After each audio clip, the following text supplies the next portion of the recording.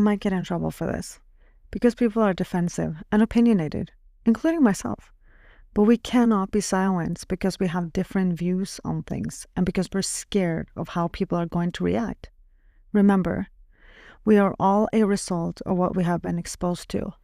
So be graceful and allow people to learn at a pace that they're comfortable with.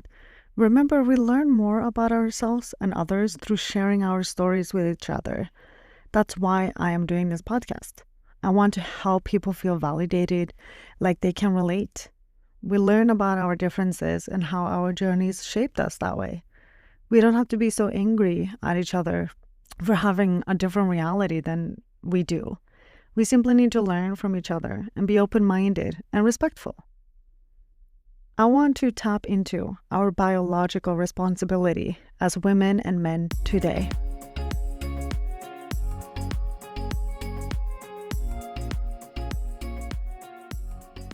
I'm just so curious. I really want to understand. And I think that is one of the reasons why I have this driving force of really wanting to understand myself. But I also really want to understand the counterpart, or like I want to really understand men, because we all coexist. And I also know that there is a difference. I mean, I understand that because, there's no one that makes me react so strongly as much as a man will, because we can relate to each other on all of the same things, yet we are attracted to each other. So we need to find ways to learn how to navigate the differences. But now we're living in a world that is challenging all that and challenging even the biology and whether or not there are genders. And I think that's important to talk about because my experience as a woman on this earth is that there certainly are differences, but I'm curious about it and I really want to understand. So I like to ask a lot of questions. And one of my dreams for this podcast is actually to sit down and talk with someone from the LGBTQ community who do identify as a different gender than the one that they were given at birth. And because I just don't know enough about it. I haven't talked to enough people. I haven't had enough exposure. And therefore, it's hard for me to relate to or simply understand. But I want to understand. I'm not coming from a place of judgment more than it's more ignorance because I don't know. It's just coming from a place of lack of knowledge. And I would like to talk more about it. But today, I just want to focus mainly between men and women because that's the universe that's the most relatable to me and that I can actually speak to because I kind of have most experience there. And so therefore, I feel safe to kind of express opinions on that because it's my own experience. I often say I'm curious, and I encourage other people to stay curious. And therefore, I did a little curiosity deep dive, and I asked a lot of questions. And I have mentioned before that marriage and family is a non-negotiable for me. And somehow, in the dating space, this feels somewhat threatened these days. And therefore, I asked questions. And if only there was a way to get access to information from all over the world in a few seconds and provide a summary of all that information in one page. But wait, it is. I asked ChatGPT the following. From a biological perspective, what is the greatest thing a woman can do for her ultimate highest self? And what is her greatest responsibility? And ChatGPT answered, from a biological perspective, the greatest thing a woman can do for her ultimate highest self is to nurture and optimize her physical, mental, and emotional well-being. This includes taking care of her body through proper nutrition, exercise, and rest by regulating stress and fostering strong supportive relationships. A well-balanced woman in her best position is to fulfill her biological potential, whether that be through reproduction, leadership, caregiving, or personal achievements. Her greatest responsibility, biologically speaking, is to ensure the survival and well-being of herself and any offspring she may have. This means protecting and sustaining life, whether through physical care, emotional support, or creating an environment where their future generations can thrive. However, beyond reproduction, a woman can also possess responsibility to contribute to her community and lineage in a way that aligns with her values, purpose, and personal growth. So, in a modern society, this biological perspective is intertwined with personal choice, cultural influences, and individual aspirations, meaning that the highest self and greatest responsibility can take many forms beyond just physical survival and reproduction. But I think this is very interesting. So let me break it down for you a little bit. If you are like me at some point in your life, feel as though you're finding yourself in a situation where you're just feeling absolutely stuck and with a lack of direction and purpose, not really knowing what you're like, why are you here? What's the meaning of life? And what is the purpose of all of this? Like, what are we here to accomplish? The reason why I believe that there's some truth to what is being stated here is because I found that when I did one of all of these things or more, or the more I got closer to doing all of these things consistently, having kind of like this aspect of my life under control, is when I feel the most aligned with the universe. That's when I feel like things are running smoothly. I'm in control. I can navigate my emotions productively. I can communicate productively, and things are kind of just working out. And that is when I have a season of my life where I am able to stay disciplined and stay focused, in the sense that I'm able to have a routine that is focused on working out, just to make sure that I have some sort of structure there where I am, like a structure and arena where I am making sure that I'm taking care of my physical being. And I just recognize, because of all of the health information that is just being blasted all over social media, that of course it's important to work out. It's important to exercise. So I make sure to prioritize that. And I also make sure to eat healthy and sustainably. And I also implement fasting as a part of my diet. And it's when I do all of these things that I find myself being more in tune with my body. I feel like I take care of myself. I feel like I'm in a good place.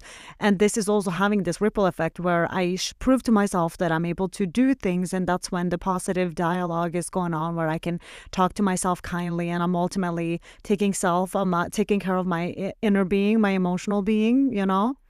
And all of this kind of has this ripple effect where I am able to be a better friend. I show up better for myself, and therefore I show up better for others. And I'm able to contribute more in my community. So I definitely see that there is some truth to what's being said here, because I can definitely relate to it.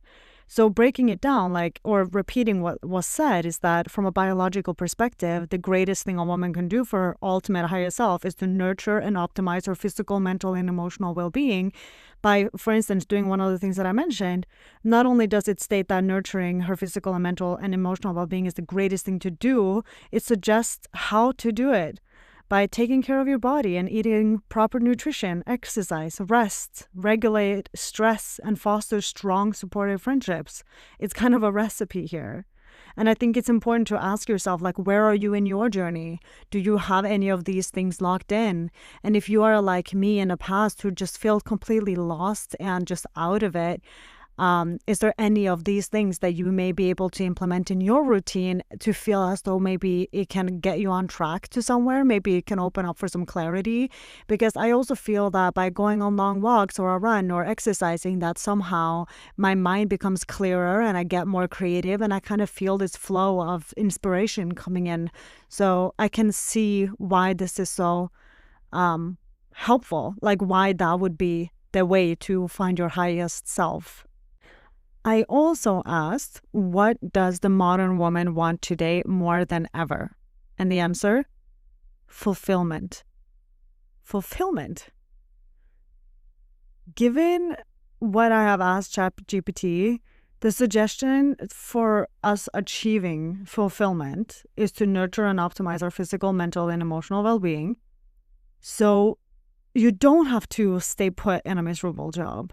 Life is full of opportunities. If you dare to look outside of the box that you put yourself in. What are you passionate about? What are you good at? Focusing your energy on that can be a guiding light for your purpose on earth. If you're as curious as I am to know what that might be, it shows you what area you were meant to be impactful, I believe. Because the truth is we're all needed in some area of life because we all contribute to the collective. Your purpose completes the picture. And your friend's purpose might not be the same, but your stories will intertwine and impact each other's outcome. Always for good, sometimes as a lesson. But if you're feeling stuck in this area of your life, do one of these things listed above. It might help guide you. Here's a suggestion. Go for a walk or go lift some weight and release some oxytocin. Try to eat like an exciting salad. You know, one of those with like goat cheese and dried cranberries or something crazy has like mango in it. Give yourself a compliment or 10. Call a friend and release some internal spiral if you got that going on. By talking out loud, you release it from your body. That's why talking to friends and family can feel so therapeutic sometimes.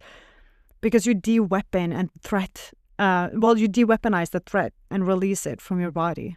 As a matter of fact, if I was the devil, I would make sure that you were constantly dwelling on your worst thoughts and emotions and never saying anything out loud. I would make sure that you kept all of that into your head and just stayed in constant defense and survival mode.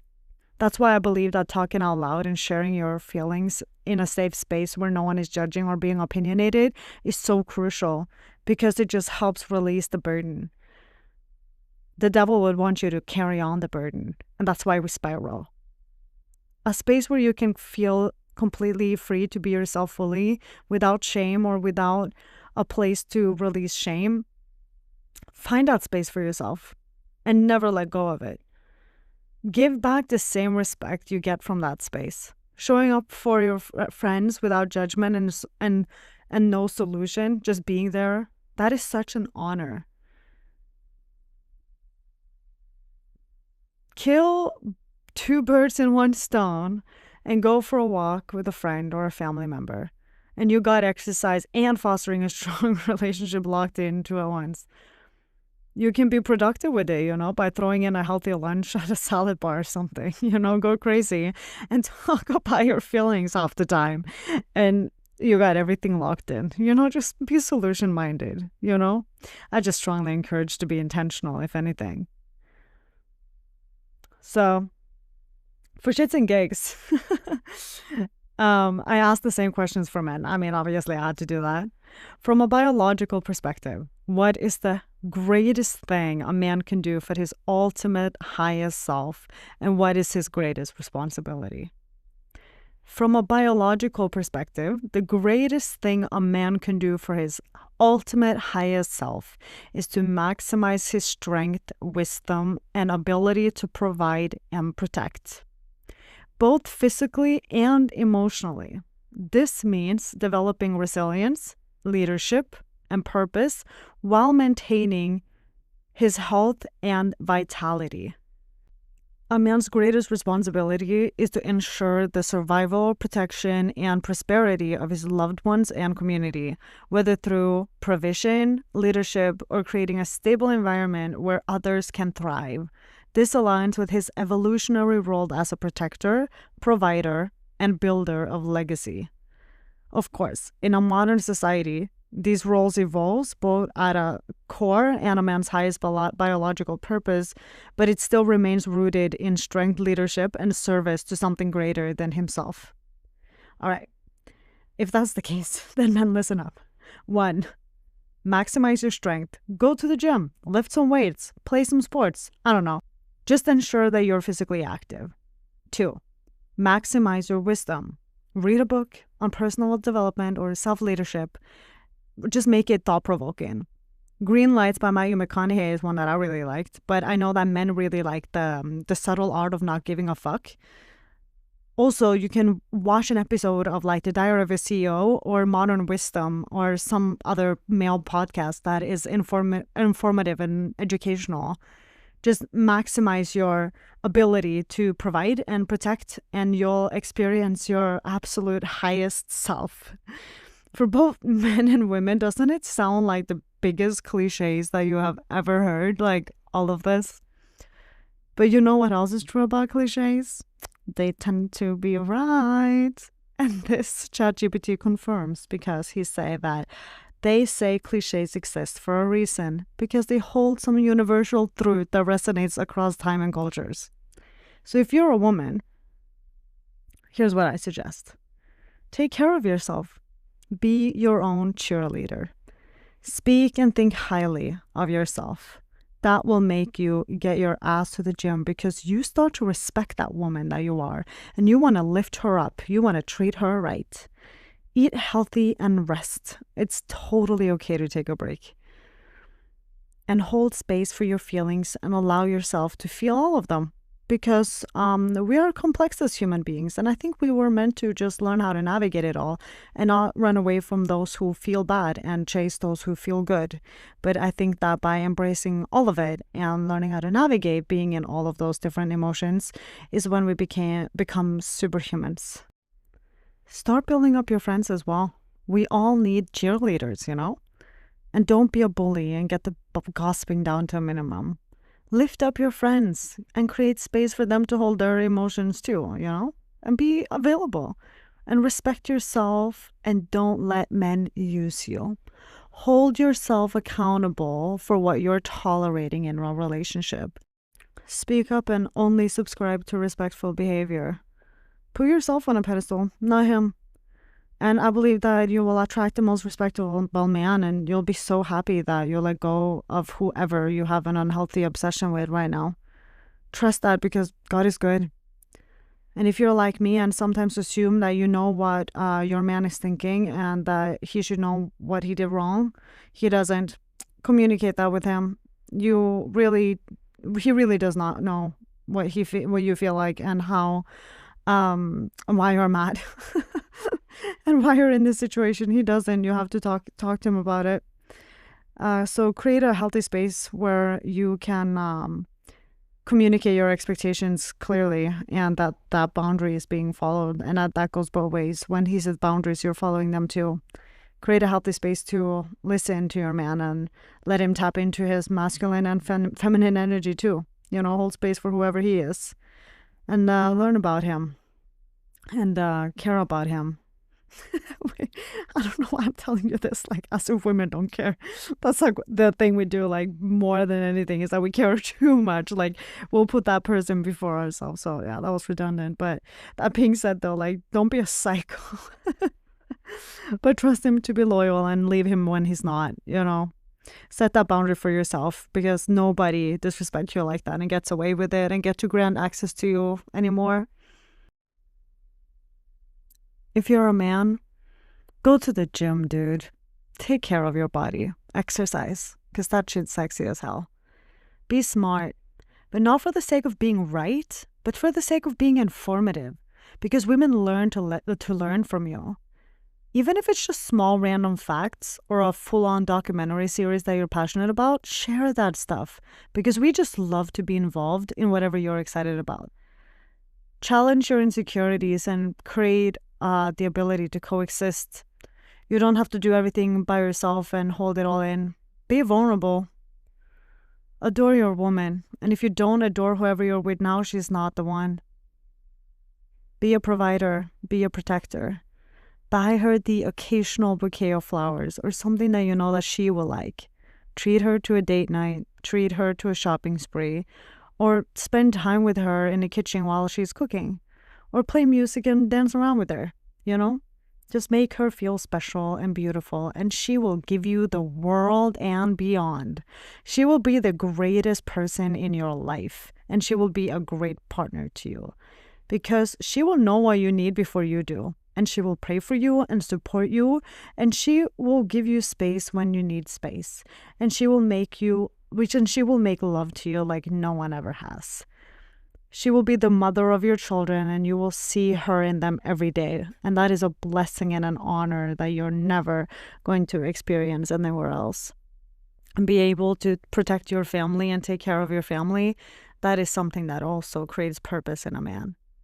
Take responsibility, and also be a man, but recognize that being a man includes talking about your feelings with your partner, because nobody is going to be more empathetic than she is, and she wants to understand you more deeply, and it is the safest space you can do so, because she can hold space for your feelings, at least if she's meant for you. Especially when you feel triggered or feel less than a man, I think it's more important to be emotional with her. She will be the best person to be open with because she loves you no matter what. And I think that she will even love you even more for being vulnerable and honest about who you are. If you know how to show up for her and how to regulate your own feelings and remember to be willing to learn from her, I think that being in a relationship can be a beautiful blessing to men that doesn't have to feel like a prison. I think that if a relationship feels hostile and like a prison, is because it's so many it's a framework around your relationship. There's too many rules. And I think that the right person for you will allow you to have your own space and your own freedom. There doesn't have to be any framework around how the relationship should and shouldn't work, because when you love someone and you love yourself, you're able to hold space for who they are and for what they need to do. You're able to release control. And I don't think that the experience of being in a relationship has to be this imprisoned feeling that men sometimes feel, especially being avoidant. They get scared of getting too attached or get hurt. So they want to run away and get a sense of release. But I believe that by creating a healthy environment where you can be yourself fully and communicate freely in both ways without judgment, then I think it's easy to create a safe space to have freedom in your relationship. And it doesn't have to feel like this imprisonment. But it takes two, and it takes two people who are willing to learn about themselves and the other person and take the time that it takes to get to know one another. And also be the kind of person who is able to be communicative and responsible like that. Because if you don't think that it's a responsibility to show up in your relationship, you're very, very wrong, and you're going to have to face this consequence like at some point anyway. So just becoming comfortable with having uncomfortable conversations ASAP and get all of those like icks out of the way. It's just the sooner you're gonna be in a healthy and sustainable relationship, because you're gonna have to learn how to communicate. You're gonna have to learn how to coexist. It's just we're human beings. We thrive through connection, and we're always going to strive to connect to other people, so we might as well be good at it. And that happens outside of our comfort zone sometimes. So get to know yourself better, do what you do, but make sure that you're intentional, and that you're doing it for your highest self and for the greatest purpose for yourself. And I think that by doing all of these things listed above, that you're going to get closer to your own purpose and understanding yourself better. To make it easy and simple for men, I asked him to, why do I assume that ChatGPT is a man? I asked ChatGPT if they could answer the same question in just one word, and the answer was legacy. Men, I think that what you need to do is to create a legacy that you're proud of. And I asked, what does the modern man want more than anything today? And it is purpose. That being a productive provider and a protector is when you feel the most purposeful in your life. When you're the most important person in your family's life, to your wife or to your children, to your mother, to your sister. I think that when you honor these, that's when you experience your purpose. When you find purpose in family, when you place your purpose in something, that is ultimately when you inspire your career and chase the bank, because you have a solid purpose to work for. You have something that you're doing it for.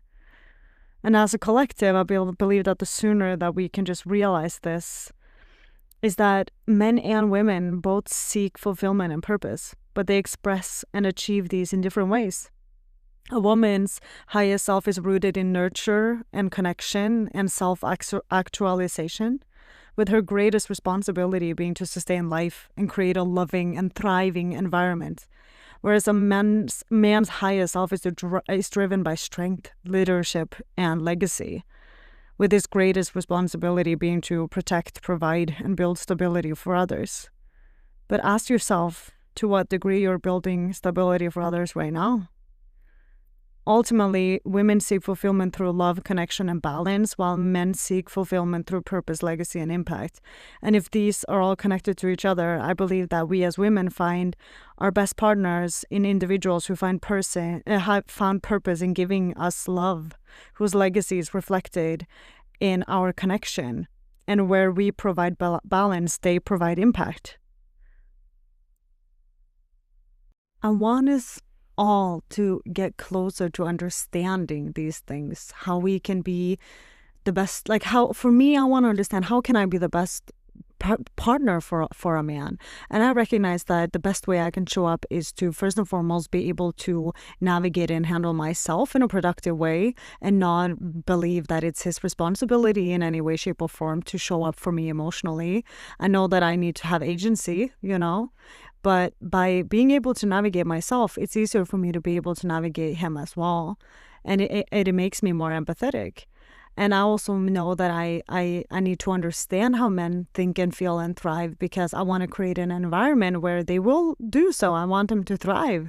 I want, especially my husband, to be inspired and motivated when he's with me and not discouraged. I'm not threatened by the idea of having a man cave if that means that he's going to be a better husband to me at the end of the day.